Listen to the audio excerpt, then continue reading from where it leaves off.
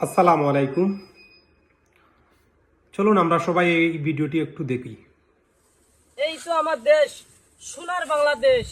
সোনার বাংলাদেশে আমাদের নারায়ণপুর ইউনিয়নে নাগেশ্বরী উপজেলা যদি বৃষ্টি আসে তাহলে এই রাস্তাতে পানি এসে এখানে ভাঙ্গাচুরা। আপনারা যে ভিডিওটি দেখলেন তিনি হচ্ছেন তাজু ভাই। তিনি সোশ্যাল মিডিয়ার মধ্যে 2-3 দিন যাবৎ তাকে নিয়ে অনেকে ব্যঙ্গ করে কথা বলতেছে, আবার অনেকে ঠাট্টা স্বরূপ কথা বলতেছে, আবার অনেকে ভালো কথাই বলতেছে। কিন্তু তার যে কথাগুলা, তার যে মেসেজগুলা আসলে তার গ্রামের যে খারাপ পরিস্থিতি সেগুলা ঠিক করার জন্য সরকারের কাছে প্রত্যেকটা ভিডিওতে সে আবেদন করে। যদিও তার কথার ধরনগুলা সেন্টেন্স হয়তো সঠিক থাকে না, তার যে কথার যে বচনগুলা অঙ্গভঙ্গিগুলা হয়তো একটু ভিন্ন, তবুও কিন্তু তার কথার মধ্যে ফুটে ওঠে তার এলাকার পরিস্থিতি। মানুষ যে কত কষ্টে আছে তার এলাকায়, সেই পরিস্থিতিটাই তার ভিডিওর মধ্যে তুলে ধরে। তো যারা তাকে নিয়ে হাসতেছেন, হাসতে থাকেন, আপনাদের চিন্তাধারা না এমন। কারণ একজন মানুষ, সে সাংবাদিক নয়, সে শিক্ষিত নয়, সে একজন সাধারণ মানুষ যার শিক্ষাগত যোগ্যতাও নয়।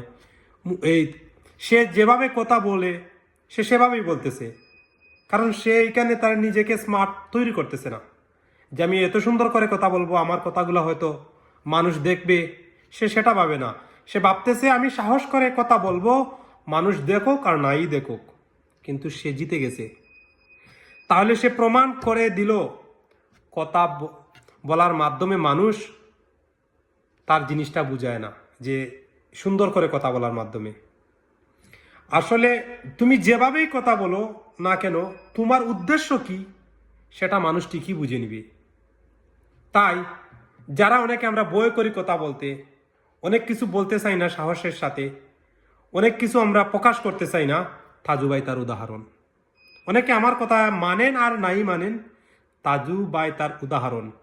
সে প্রমাণ করে দিল মুখের ভাষা স্পষ্ট লাগে না কোনো কিছু প্রমাণ করতে হলে, কোনো কিছু আবদার করতে হলে।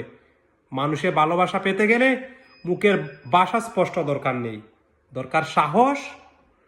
আর পিছু লুকে যে যারা কথা বলে পিছু টানে তাদেরকে এড়িয়ে চলা। ঠিক তুমি যদি এই মানুষের পিছু কথা যে মানুষে তোমাকে নিয়ে ঠাট্টা করে, বিদ্রোহ করে, এইগুলা যদি তুমি পাশ কাটিয়ে চলতে পারো, তাহলে তুমি সফল হবে। তোমাকে মানুষ দেখবে, তোমাকে মানুষ জানতে আগ্রহী হবে। কারণ আজকে যেভাবে তাজু ভাইকে লক্ষ লক্ষ মানুষ ফলো করতেছে, তার ভিডিও দেখতেছে। সো আশা করি আপনাদের কাছে আমি যে মেসেজটি দেওয়ার কথা ছিল আপনারা সেটা বুঝতে পারছেন। আপনার যে অবস্থান থাকুক, মুখের ভাষা যেরকম হোক, জড়তা কোনো মুখ্য বিষয় নয়। আপনি আপনার কাজটাকে চালিয়ে যান, ইনশাল্লাহ আপনি একদিন জয়ী হবেন। ভালো থাকেন।